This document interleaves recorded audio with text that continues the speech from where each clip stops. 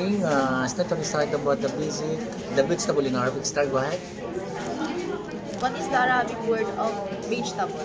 Khudrawat, Cabbage, malfuf, cauliflower, lettuce, ay Ulit na. karnabit, lettuce, kas, carrot, jazar, garlic, thum, potatoes, batata, ginger, zanjabil, onion, basal, pepper, filfil, tomatoes, tamatim, cucumber, kiyar, eggplant, badhinjan, okra, bamiya, saluyot, molokiya, squash.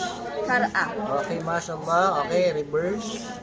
Okay, what is the Arabic word of vegetables? Kurdawat, Khudrawat. kwadrawat, Cabbage, bulfa, malfuf, cauliflower,